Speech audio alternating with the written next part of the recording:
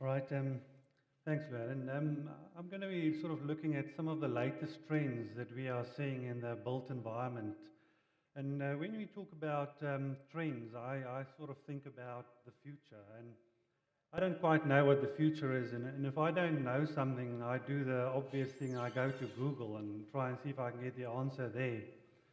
And then I get an image like this of what the future could be um, based on the answers on Google. And this is pretty much in line with what, if you listen to what Elon Musk is saying, he sort of says, listen, artificial intelligence and machines may actually take us over and they may replace us and we may become completely redundant. But if you look at his opponents, some of the guys says, well, the more positive views are machines are going to really do everything for us. So our children may one day just have to sit on the beach and do nothing, and machines will do everything for us. So if we look a little bit at what has technology done up to now, I mean, where did it bring us to now? If you look at maybe one example, communication. If you thought about how long did it take you to sort of write 100 letters and send them, these days most people can sort of process 100 emails a day. So if you think about that time saved of actually having to write 100 letters, all of us should be sitting half of the day and be relaxed in our office because technology solved our problems.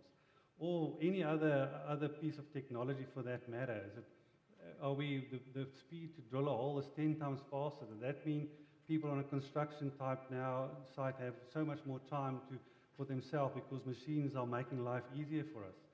In reality, what it's really doing is it means that we can all do more, we become richer, and we can produce more, and life just becomes more complex. So it's not necessarily that technology will solve our problems for us.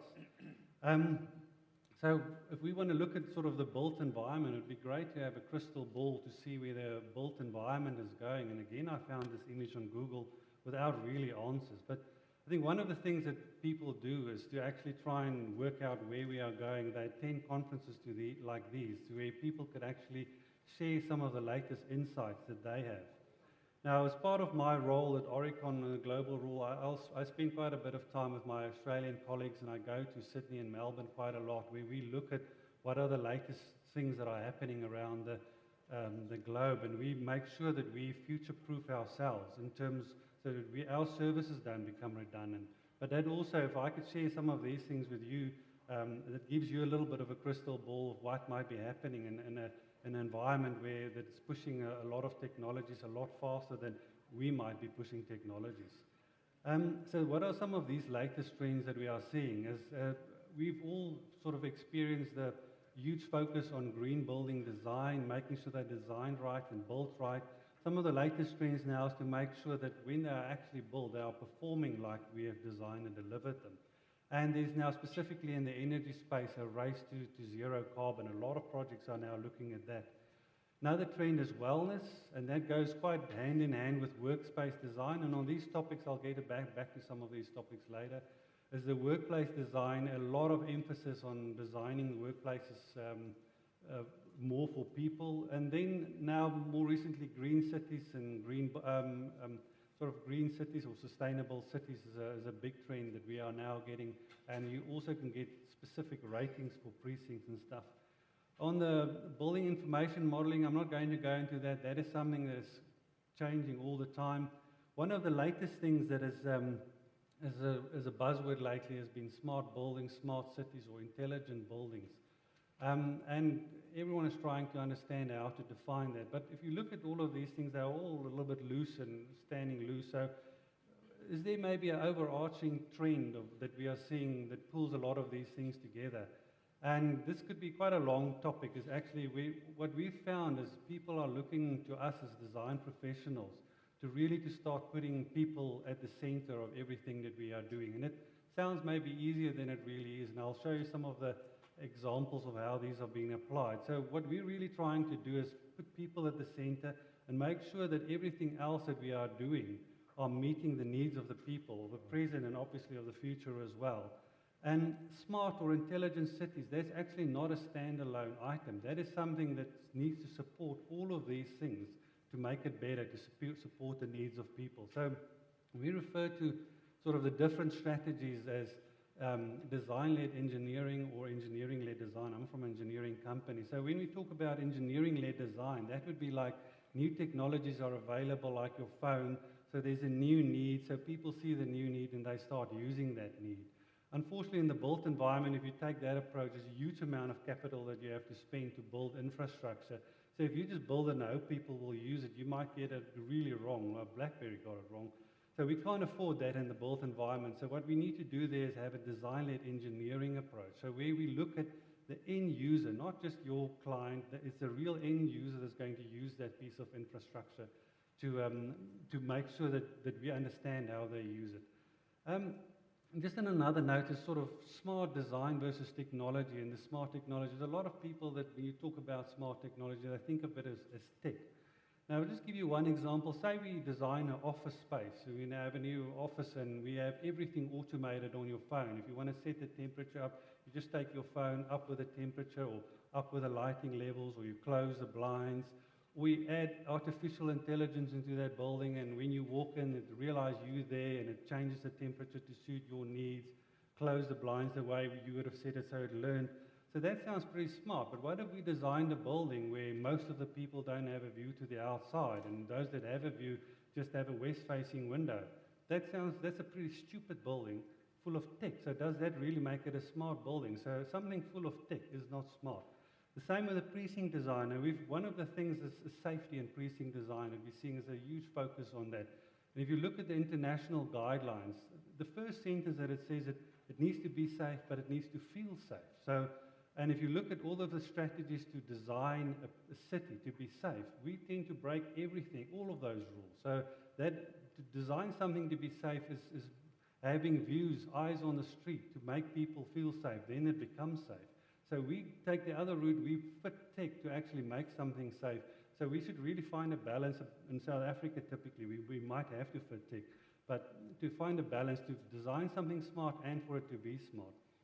So in terms of the performance, I don't want to go too much detail on that. And in the performance, you can now rate your buildings based on actual consumption and water.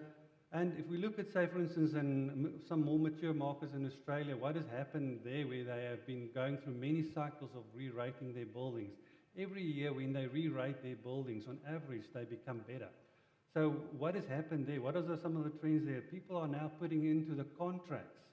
If you don't deliver on performance, there will be penalties, or there might be incentive, but many there are penalties. So what does that mean is we have to upskill facilities managers. Where we stop with our design is not the end, because someone afterwards needs to guarantee the performance. So we bring the guys in earlier to train them up to make sure that we deliver on these performance. Now this is just sort of 10 minutes. Yeah, so one of the most exciting trends that I think is in the workplace design. And if you look at sort of the strategies sort of that people have been focusing on, is sort of looking at rates of returns and stuff. If we look at, this is sort of a generalization, it's not true for everything, but in most high-end commercial offices, if you take your energy consumption, multiply it by 10, then you get your rental cost. If you multiply that by 10 again, then you get the cost of the staff that's actually working in that building. So what the focus is these days have been is actually to making sure that we design to optimize for the people that are working in that building. And I've recently been through about 30 high-end buildings, sort of all the latest banks in Sydney and Melbourne, and that is all just about workspace design. I've met with some of the top architectural practice. They have individual divisions that spend up to 18 months with their clients before they even start drawing the building. They design the building from the inside out. So they understand the culture of the business and how they need to design that building to suit the user needs. And thereafter they go and then they start designing the building, and then there's a change management process, because they realize that the way you design your building and how the building is will impact the culture of that company that's actually going to be into that space.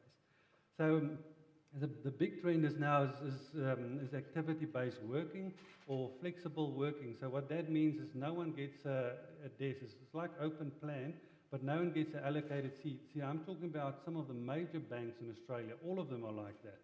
So they provide, say, seats, formal seating for about 80% of the people, and then you get up to 2 seats on average in the building. So there'd be different type of spaces, standing desks, formal meeting rooms, informal meeting rooms.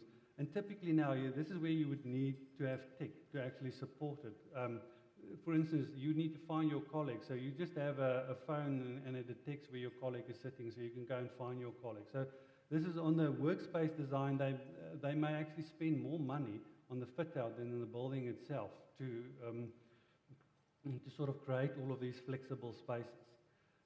What goes hand in hand with that is sort of the wellness or the health. So we just recently finished the Discovery building. I took my kids through that building before I opened the building, and my oldest son said, "Geez, people work here. This is incredible. They just have running tracks and soccer fields and stuff." And a lot of these buildings are like that, and it's not because they think people are going to play there. They're going to have to try and keep people happy to stay there longer to get more production out of them, and people to enjoy it. And there's a lot of strategies, typically like open staircase. If you look at that image there, that is the open staircase in the Discovery building. Simple things just to make it more active and for active living.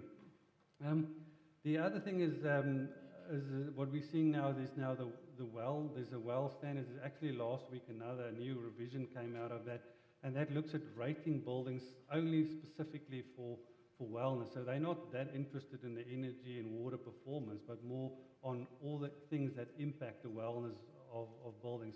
It's still very expensive to actually go and get these ratings. We're busy with a few of these in Australia, and we might be looking at these in South Africa, but it's sort of 50% overlap with your typical green building design that we have in South Africa. Next trend is sustainable precincts, and putting the sort of designing precincts for people. So if we now look at a precinct where we develop a strategy for what should go into that precinct, we have a sustainability strategy, potentially going for a Green Star rating. What is the wellness? Because you could actually, the wellness strategy, because on a precinct level you could address those needs much easier. And what is the smart city strategy?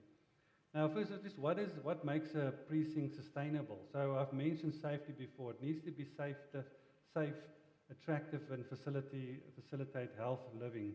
We need to try and minimize resource consumption, making it diverse and a vibrant community. It needs to be economically prosperous and environmentally positive, and it needs to be resilient and adaptable. And I think a lot of people have realized that the spaces between buildings are way more important than the building themselves. And some of the larger developers realize that if you design a precinct where people want to be in between the spaces, people want to go to those areas to enjoy themselves and to be able to go to places to go and do their shopping and go to the doctor. If you meet all of those needs for people in the precinct, tenants wants to be there, and if tenants wants to be there, then you can go and build your buildings there. So that is, to design the precinct is actually way more important than building a standalone building in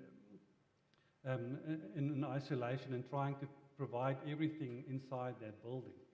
So again, on a precinct scale, if we look at the different things that we focus on designing it, again we say in the public realm, we put that in the center, what it is that people need in that precinct, and we look at all of those strategies. Then we look at the other things that are supporting this, the energy strategy, the water strategy, the waste strategy, and the transport strategy. And on a precinct scale, specifically on, say, energy or water, whatever you can do on a building, you can do so much better on a precinct scale. You've got economies of scale. So, and then you try and connect all of these things. Make sure that you use the streets and for single purposes, like that's be your water collection, that's where your people circulate. Okay, no, that's fine.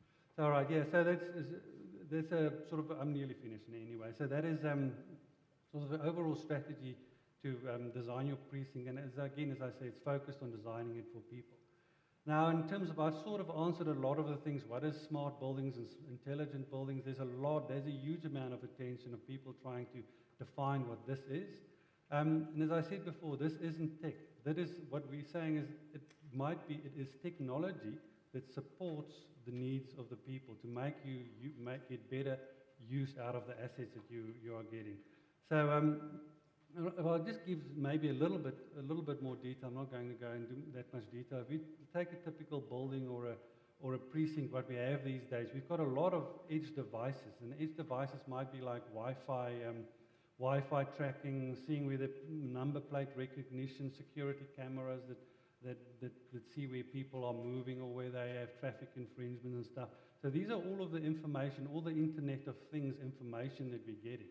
It's streaming in, but it's basically an information overload. So we need to collect all of that data onto a single platform. And what do we do with that data? So traditionally, what people have done with all of this data, they've reported back to the facilities managers or the owners of the building, and hopefully they can make decisions to actually how to better use their buildings. But what we've now seen is if you really want to make something smart, that's not just the upward reporting. We're talking about downward reporting.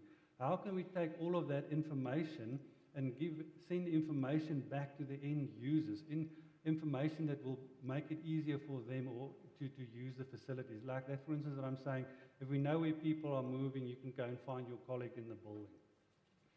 So that's basically it. So in terms of thinking that we're going to get artificial intelligence that overtake us or solve all our problems, I think we're just going to inherit a more complex green world. All of these things make things just more complex.